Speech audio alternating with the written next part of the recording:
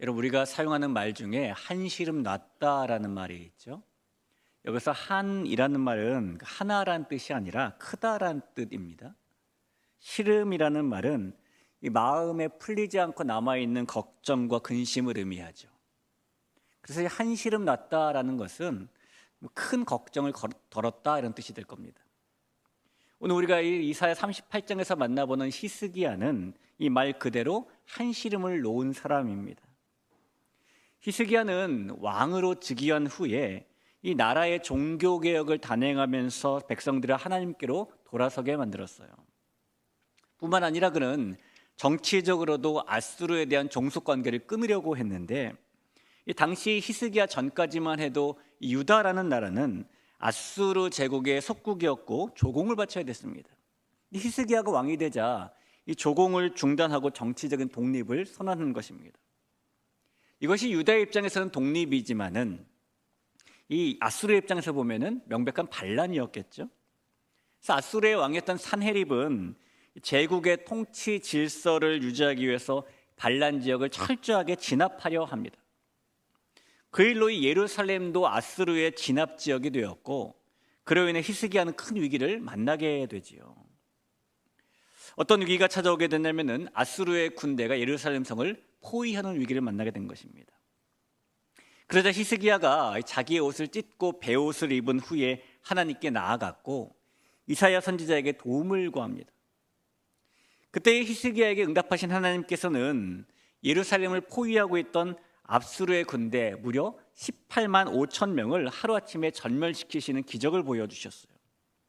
그리고 결국 아수르의 왕이었던 산헤립은 니느웨 자기 나라로 도망갔다가 자기의 아들들에 의해서 죽임을 당하고 맙니다. 예루살렘이라는 말이 평화의 마을이란 뜻인데요, 이제 예루살렘은 아수르의 위협이 사라지고 이름처럼 평화롭게 된 것이에요. 이 정도면 이제 한시름 놓은 게 맞지요. 이제 굳은 일이 다 지나갔고 좋은 일만 생기면 되는 겁니다. 그런데 그 이후로도 좋은 일만 계속되면은 더 이상 바랄 것이 없겠지만은 실제로는 그렇지 않았습니다. 인생은 새옹지마라고 히스기야가 이번에는 병이 든 거예요. 그게 오늘 1절 말씀이죠. 그때에 히스기야가 병들어 죽게 되니 아모스의 아들 선지자 이사야가 나아가 그에게 이르되 여호와께서 이같이 말씀하시기를 너는 내 집에 유언하라 내가 죽고 살지 못하리라 하셨나이다 하니라고 말합니다. 이제 나라 안에 어느 정도 종교개혁도 이루었고 전쟁의 위협도 끝났고 지금부터 불행 끝이고 행복이 시작되면 될 텐데, 어느 날 이사야 선지자가 찾아와 하는 말이 집에다 유언을 남겨라 그러는 거예요. 네가 이제 죽고 살지 못하리라 이랬다는 거죠. 여러분, 이게 웬 성천병력입니까? 정말 하늘이 무너져 내리는 것 같은 소식 아닐까요? 이런 마른 하늘의 날벼락이라는 것은 히스기야에게만이 아니라 우리가 살아가는 삶에도 비슷하게 내릴 때가 있습니다. 여러분, 혹시 두더지 게임이라는 거 해보신 적 있으세요? 동전을 집어넣고 방망이를 들고 있으면은요, 이 기계에서 두더지가 한 마리씩 위로 쏙 고개를 내밉니다. 그때마다 그 두더지를 때리는 거예요. 걔가 나오면 때려서 쏙 들어가면은 이번엔 딴 쪽에서 또 두더지 하나 또 나오죠. 열심히 나오는 애마다 때리는 게 두더지 게임입니다. 인생은 이런 두더지 게임하고 비슷해요. 하나가 내려가면은 다른 하나가 올라오고 그것이 내려가면 또 다른 게 올라옵니다. 우리가 이 버티고개를 넘고 나서 이제 좀 쉬어가다 싶으면 무슨 고개를 만나게 될까요? 금방 헐떡고개를 만나게 돼요. 헐떡고개를 넘어가서 이제 좀 괜찮다 싶으면 무슨 고개를 만나나요? 이번엔 깔딱고개를 만나죠. 자, 그렇게 먹고 살려고 열심히 일해서 살만해졌더니 이제는 자식들이 속을 썩이고, 그 일이 어느 정도 마무리가 되나 싶더니 이번에는 내 몸이 아프기도 하고 회사 문제가 찾아오기도 하고, 이렇게 우리가 살아가는 인생에도 오늘 본문의 히스기야와 비슷한 상황들이 찾아오게 된다는 것입니다. 성도 여러분, 그럴 때에 우리는 과연 무엇을 어떻게 해야 하는 것일까요? 히스기야의 경우를 보니까 이사야 선지자의 너는 이제 유언하라 라는 말을 듣고 그가 이번에도 하나님께 기도하기 시작합니다. 3절이죠. 이르되 여호와여 구하오니 내가 주 앞에서 진실과 전심으로 행하며 주의 목전에서 선하게 행한 것을 기억하옵소서 하고 히스기야가 심히 통곡하니. 그리고 너무 감사하게도 이번에도 하나님께서는 히스기야의 기도를 들으시고 그를 치유해 주셨어요. 5절이죠. 너는 가서 히스기야에게 이르기를 내 조상 다윗의 하나님 여호와께서 이같이 말씀하시기를 내가 내 기도를 들었고 내 눈물을 보았노라 내가 내 수완을 15년을 더하고 라고 합니다. 하나님께서 히스기야가 항상 죽어야 되는데 그 인생을 15년 더해 주셨다는 것입니다.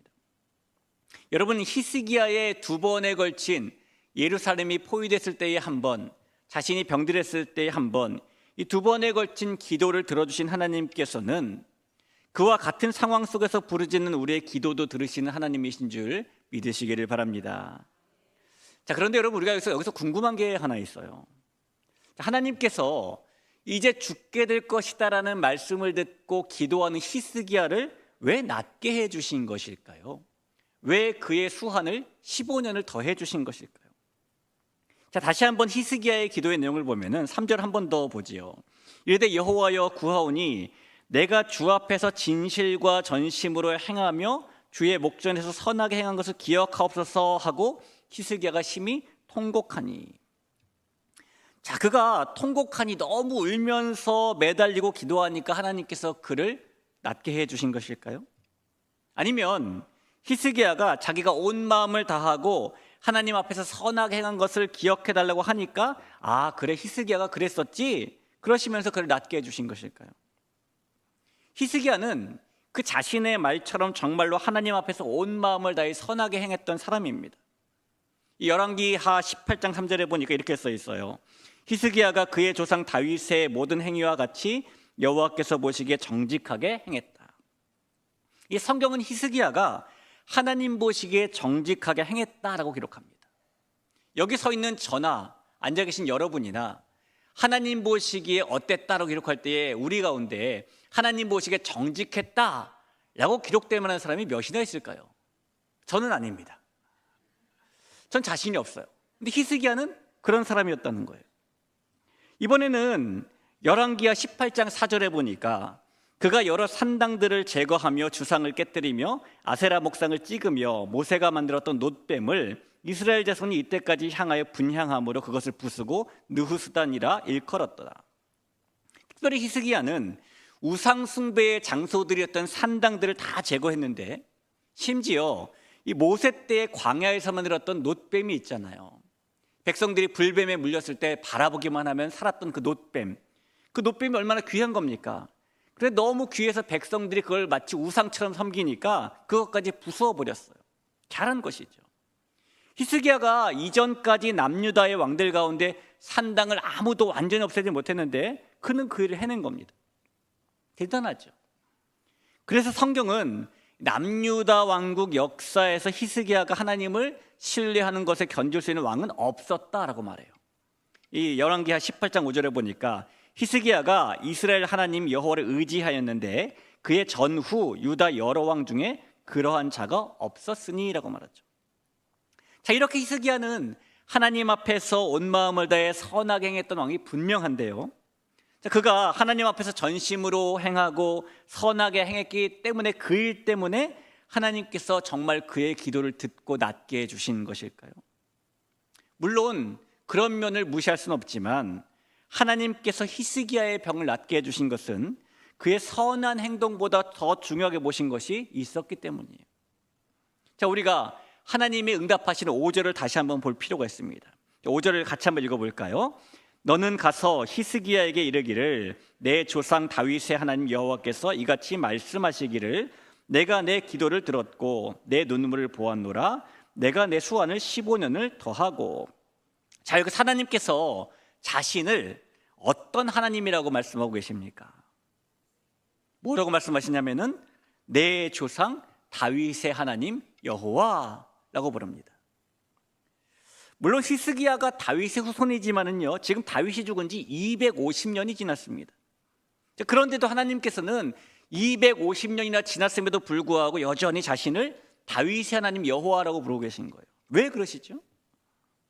하나님께서 지금 히스기야의 기도를 듣고 내가 너의 하나님이라고 말씀하지 않으시고 다윗의 하나님이라고 다윗의 이름을 꺼내고 계시는 이유는 사무엘하 7장에 나오는 하나님과 다윗과 맺은 언약 때문이에요. 약속 때문입니다. 자, 사무엘하 7장 12절을 보시죠. 내 수완이 차서 내 조상들과 함께 누울 때에 내가 내 몸에서 날 내 씨를 내 뒤에 세워 그의 나라를 견고하게 하리라 라고 말하고 있고, 이번에 16절을 보면 내 집과 내 나라가 내 앞에서 영원히 보존되고 내 왕위가 영원히 견고하리라 라고 말합니다. 자, 실제로 이 이스라엘이 북쪽과 남쪽으로 분리가 되었을 때요, 분단이 되었을 때에 북쪽에 있었던 북이스라엘은 왕조가 9번이나 바뀝니다. 우리 보통 조선 말할 때 일시조선 이렇게 말하잖아요. 일시를 가진 한 왕조가 있었지 않습니까? 자, 그런데 이 북이스라엘은 그런 왕조가 9번 있었다는 거예요. 대부분 반란 때문에 그렇게 바뀐 것이죠. 그런데 남쪽 유다는 여전히 다윗의 후손이 쭉 끝까지 왕노릇하는 한 왕조를 가지게 돼요. 이 약속 때문인 것이죠. 하나님께서 다윗과 맺으신 언약은 그 후손들을 돌보시고 지키시겠다는 약속이셨어요. 이렇게 하나님께서 다윗에게 하신 언약을 기초해 볼 때에 하나님께서 히스기야의 기도를 들으시고 그를 낫게 하신 이유는 히스기야가 하나님 앞에서 신실한 사람이었기 때문이기도 하지만은 근본적으로는 하나님께서 히스기야의 조상인 다윗과 하신 약속 때문인 거예요. 하나님께서는 히스기야의 진실함 이전에, 정직함 이전에 다윗과 맺은 약속을 기억하시고 기도를 들어주신 것입니다. 자, 성도 여러분, 이제 히스기야의 이야기에서 우리의 이야기로 좀 우리의 관점을 좀 돌려볼까요? 우리도 하나님께 기도를 합니다. 하나님께서 우리의 기도를 듣기도 하시고 기도의 내용대로 이루어지기도 하시죠. 그렇다면 하나님께서 우리의 기도를 들어주시는, 이루어지시는 이유는 도대체 뭘까요? 우리의 기도 내용이 너무 흠잡을 수 없을 정도로 좋기 때문일까요? 우리의 기도가 너무나 절실하고 절절해서 그런 것일까요? 아니면 우리가 하나님 앞에 정직하게 살아서 그런 것일까요?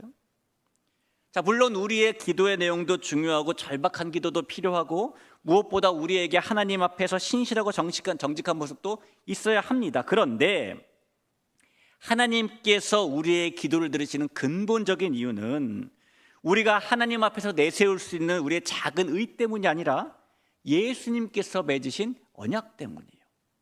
마치 히스기야의 기도를 다윗과 맺으신 언약 때문에 들어주신 것처럼 우리의 기도는 예수님께서 맺으신 언약 때문에 들어주신다는 겁니다. 요한복음 16장 23, 24절입니다.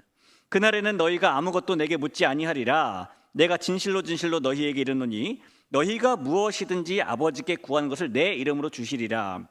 지금까지는 너희가 내 이름으로 아무것도 구하지 아니하였으나 구하라. 그리하면 받으리니 너희 기쁨이 충만하리라. 자, 예수님께서 예수님의 이름으로 구하라라고 말씀하시잖아요. 이것이 단지 우리가 기도 말미에 예수님의 이름으로 기도합니다라는 한 문장을 집어넣으라는 말씀이 아닌 거예요. 예수님께서 이루신 새로운 언약의 기초에서 기도하라라는 말씀인 것이죠.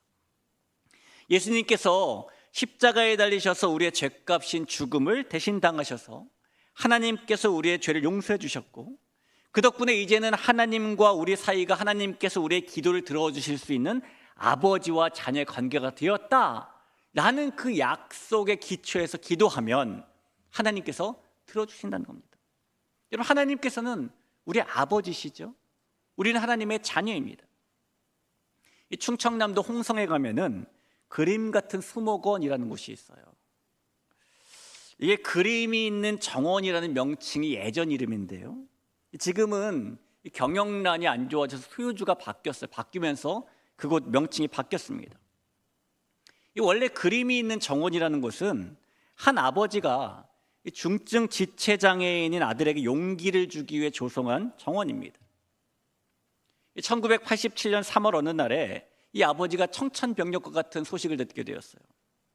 이 대학교에 입학을 하고 신입생 환영 MT를 다녀오겠다는 아들이 사고를 당했다는 소식이었습니다. 이 아들이 다행히 목숨은 건졌지만은 전신마비 장애인이 되고 말아요. 이제는 스스로 몸을 움직일 수가 없고요, 방 안에 누워서 바라보는 창밖 세상이 전부가 되어버린 겁니다. 그런데 이 아버지가 그런 아들이 비록 몸은 일어날 수 없지만 마음만은 일어날 수 있도록 용기를 주고 싶어 했어요. 그래서 그런 아들에게 조금 더 아름다운 풍경 창밖 모습을 만들어주고 싶어서 정원을 꾸미기 시작하는데, 원래 전통 가구 명장이었던 아버지가 돈이 생기면 뭘 했냐면은 나무를 사고 꽃을 사고, 그 꽃 한 폭이 돌 하나 놓는 데서 정성을 쏟으면서 아들이 바라보는 창밖 세상을 바꿔주기 시작합니다. 처음에는 2그루의 나무를 심는 것으로 시작을 했는데, 시간이 지나면서 아들이 보는 창밖의 세상은 3만 평이나 되는 거대한 수목원이 되었어요. 그리고 아버지의 이 끝을 모르는 사랑 때문에 7년의 인생을 7년간의 인생 동안 모든 것을 포기했던, 그렇게 장애인이 되고 7년 동안 다 포기했던 아들이 새로운 시작을 결심하게 됩니다. 뭘 했냐면은, 온몸이 움직일 수 없으니까요, 입으로 컴퓨터 자판을 눌러가지고 바깥 사람들과 소통하는 일을 시작했고요, 자신의 재능을 찾아서 그 입에다 붓을 물고 그림과 서예를 하기 시작했어요. 작품 한 점을 만드는데 1년 이상이 걸리는데 그렇게 그림을 그리기 시작합니다. 그렇게 아버지의 사랑을 받은 아들이 결국 그 노력의 결실을 맺어서 대한민국 미술대전에서 2번이나 수상하는 명예까지 안게 되죠. 그래서 이곳의 이름이 원래 그림이 있는 정원이었던 거예요. 아들은 자신이 재기하기까지 버틸 수 있었던 것은 그동안 한결같이 보여준 아버지의 사랑 덕분이다라고 고백을 했습니다. 여러분, 비록 우리가 이 세상에서 경험하는 아버지의 모습은 다를 수 있겠지만, 원래 아버지란 존재는 그런 거예요. 그 사랑에는 끝이 없고 한결같이 우리 곁을 떠나지 않는 존재. 성도 여러분, 예수님의 십자가 언약 덕분에 하나님께서 바로 우리의 그런 아버지가 되어 주신 겁니다. 그래서 하나님께서 우리 아버지가 되시고 우리가 하나님의 자녀가 되었다는 예수님의 십자가로 세워진 그 언약 때문에 하나님께서 우리의 기도를 들어주시는 것이라고요. 자, 그렇다면 성도 여러분, 예수님께서 십자가로 세우신 언약이 하나님께서 우리의 기도를 들으시는 근본적인 이유가 된다면, 자, 우리는 이제 어떻게 기도해야 되는 것일까요? 자, 그렇다면 우리는 예수님께서 십자가로 세우신 그 언약, 하나님께서 우리 아버지시고 우리가 하나님의 자녀가 되었다는 그 믿음에 근거해서 기도해야 되는 것입니다. 하나님, 나 불쌍하잖아요. 기도 들어주세요. 하나님, 나 그래도 이 금요영성 집회에 나왔잖아요. 기도 들어주세요. 마치 단골 매장에 이 포인트를 쌓듯이 하나님, 이 정도면 응답을 해 주셔야죠 라는 마음보다는, 하나님, 예수님의 은혜로 제가 하나님 자녀가 되었잖아요. 하나님께서 제 아버지가 되셨잖아요. 그러니 기도를 들어주세요. 이것이 돼야 된다는 것입니다. 여러분, 기도는 포인트 정립하고 다른 거예요. 이렇게 기도한다는 것이 단지 말의 표현만 바꾸라는 것이 아닙니다. 이렇게 기도하는 것은 기도할 수 있는 근거가 바뀌게 되는 거예요. 여러분, 생각해 보세요. 한번 여러분에게 지나가는 우스갯소리를 말씀드렸지만은, 옆집에 사는 아이가 띵똥띵똥 들으면서 아줌마, 아저씨, 저 이것 좀 사주세요. 그러면 여러분 사주시겠습니까? 안 사주실 것이요. 대부분 안 사주시죠. 여러분의 자녀가 엄마, 아빠 이것 좀 사주세요 그러면은 안 사주더라도 사줄 마음을 한번 품어보겠죠. 왜요? 엄마, 아빠고 자녀니까요. 하나님께서 우리 아버지가 되시고 우리가 하나님의 자녀가 되었다는 것은 그런 의미인 것이에요. 우리가 얼마나 절박한가가 아니라, 우리가 얼마나 잘했느냐가 아니라, 예수님께서 무엇인가를 이루셨는가를 붙잡고 기도하는 것이기 때문입니다. 여러분, 히스기야의 기도가 다윗의 언약과 관련이 있었던 것처럼 우리의 기도는 예수님께서 세우신 십자가의 언약과 관련이 있습니다. 그래서 우리의 기도는 비굴한 기도가 아니라 담대한 기도여야 하는 겁니다. 하나님, 예수님 안에서 저는 하나님의 자녀입니다.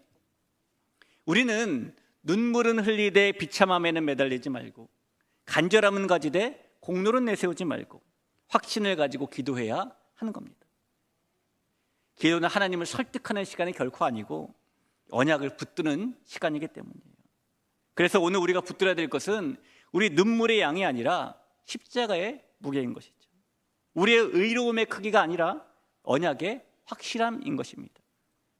그 믿음 위에 서서 담대히 기도하며 살아가는 우리가 될 수 있길 주의 이름으로 간절히 축원합니다.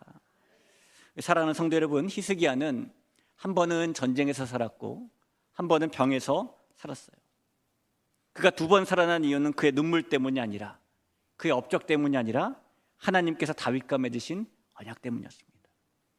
오늘 우리도 마찬가지예요. 우리가 살아있는 이유, 우리가 기도할 수 있는 이유, 우리가 다시 일어설 수 있는 이유는 우리가 잘해서가 아니라 예수님께서 십자가로 세우신 언약 때문입니다. 우리 인생에도 아수르가 물러간 뒤에 병이 찾아오고 한 고비 넘기면 또 다른 고비가 찾아오지만 그러나 변하지 않는 것이 있어요. 우리가 혼자가 아니라는 사실, 우리가 고아가 아니라는 사실, 우리가 거래하는 종이 아니라는 사실, 대신에 우리는 자녀라는 사실이 그것입니다. 그러니 예수님의 십자가 언약을 붙잡고 상황은 흔들려도 하나님께서는 여전히 우리 아버지이시고 우리는 여전히 하나님의 자녀임을 믿고 기도할 수 있는 우리가 될 수 있기를 다시 한번 주의 이름으로 간절히 축원합니다.